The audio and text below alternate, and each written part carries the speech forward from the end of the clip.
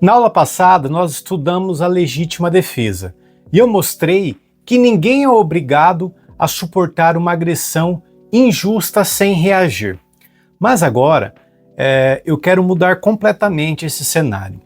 Imagine que você está dirigindo por uma estrada, né? E de repente uma ponte desaba. Seu carro fica preso em uma enchente ali que aumenta rapidamente, né?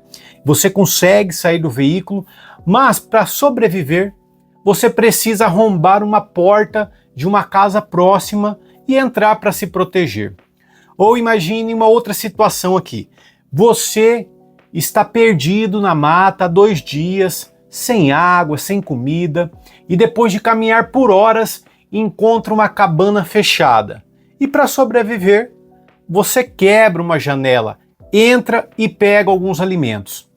Nessas duas situações, houve dano ao patrimônio de uma outra pessoa. A pergunta aqui é o seguinte: existe crime?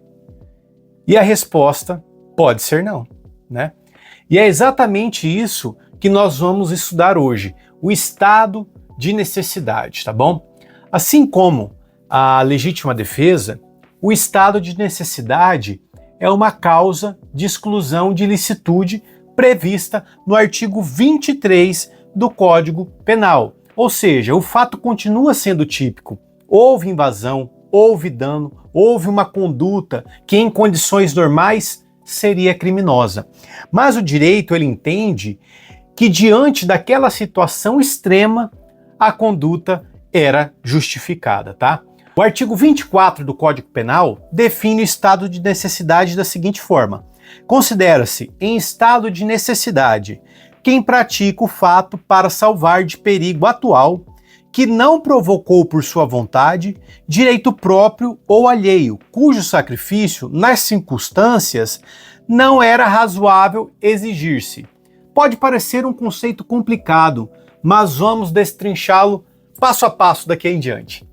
O primeiro requisito é a existência de perigo atual, tá?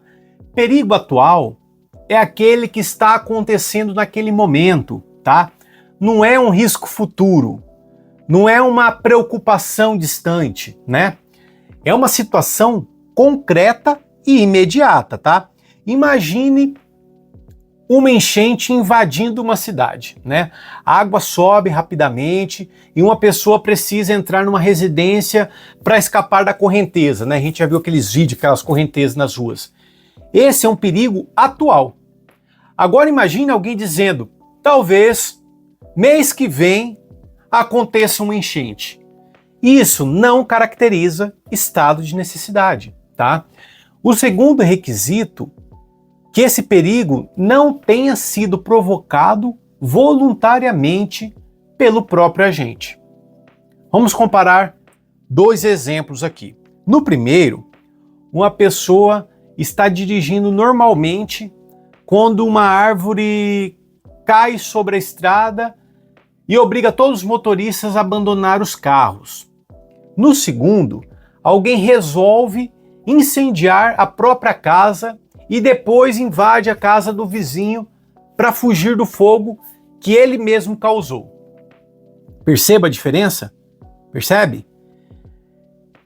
Quem criou voluntariamente a situação de perigo não pode se beneficiar do estado de necessidade, tá?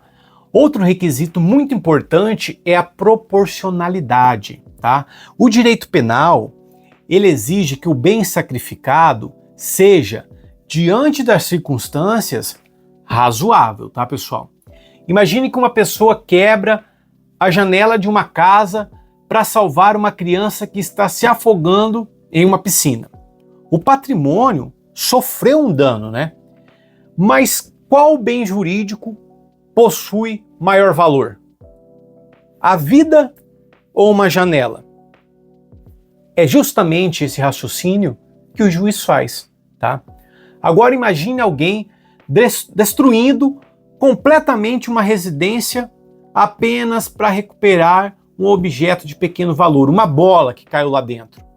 Aqui, provavelmente, não haverá proporcionalidade, tá? Perceba que o direito penal não trabalha com respostas automáticas, né? Cada caso precisa ser analisado dentro do seu contexto, né? Outro ponto importante é que o estado de necessidade pode proteger direito próprio ou direito de terceiro, tá? Imagine que você vê uma criança presa dentro de um carro fechado sob um forte calor, né? Você quebra o vidro para retirá-la. Você causou um dano ao veículo, não causou? Causou, né? Mas sua conduta tinha como objetivo salvar uma vida, não é? Em regra, pessoal, estamos diante de um estado de necessidade, tá? Agora eu quero fazer uma outra comparação muito importante aqui para a gente entender justamente com a aula anterior. Na legítima defesa, existe uma agressão injusta praticada por uma pessoa, né? No estado de necessidade, normalmente o perigo não surge de uma agressão humana, tá? Pode ser um desastre natural, né? Pode ser um incêndio, pode ser um animal, né? Pode ser qualquer situação de perigo, tá, pessoal? Essa é uma das diferenças, tá, mais cobradas em prova, pessoal. Tá? Então guarde uma frase aqui, ó. Na legítima defesa, eu reajo contra uma agressão injusta. Já no estado de necessidade, eu enfrento uma situação de perigo, tá? Essa comparação resolve muitas questões de concurso, tá, pessoal? Existe ainda uma situação interessante prevista no próprio Código Penal. Algumas pessoas têm o dever legal de enfrentar determinados riscos, tá? Imagine um bombeiro durante um incêndio. Vamos pensar. Em regra, ele não pode invocar o estado de necessidade simplesmente para abandonar o salvamento que faz parte da sua função. Isso não significa que ele seja obrigado a praticar um ato suicida, tá, pessoal? Não é isso. Mas significa que determinadas profissões assumem riscos inerentes à atividade, tá? Por isso, a análise será sempre feita de acordo com um caso em concreto. Sempre eu falo isso na aula para vocês, caso em concreto. E aqui está uma dica para quem estuda para concursos. Quando a banca apresentar um caso prático, faça sempre 3 perguntas, pessoal. Existe perigo atual? Quem criou esse perigo? O bem sacrificado era proporcional ao bem protegido? Se você responder corretamente essas 3 perguntas, provavelmente encontrará a resposta da questão, tá? Perceba como a teoria do crime começa a fazer sentido. Sempre eu falo para vocês na aula, tá? Primeiro, nós estudamos o fato típico. Depois, entendemos que nem todo fato típico é ilícito. Agora, nós estamos conhecendo as situações em que a própria lei autoriza uma conduta que, em circunstâncias normais, seria considerada crime, né? É justamente isso que torna o direito penal tão interessante, pessoal. Ele analisa, na verdade, ele não analisa apenas o que aconteceu, né? Ele analisa por que aconteceu. E na próxima aula, nós vamos estudar outra causa de exclusão de ilicitude, que é o estrito cumprimento do dever legal, tá? Você vai entender por que policiais, oficiais de justiça e outros agentes públicos, em determinadas situações, podem praticar condutas que seriam criminosas se realizadas por qualquer outra pessoa, né?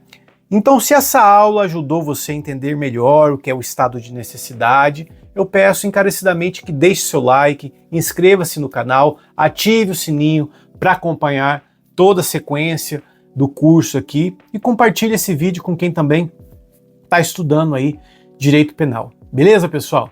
Meu nome é Adalto Souto, eu sou advogado criminalista e nos vemos na próxima aula. Até mais!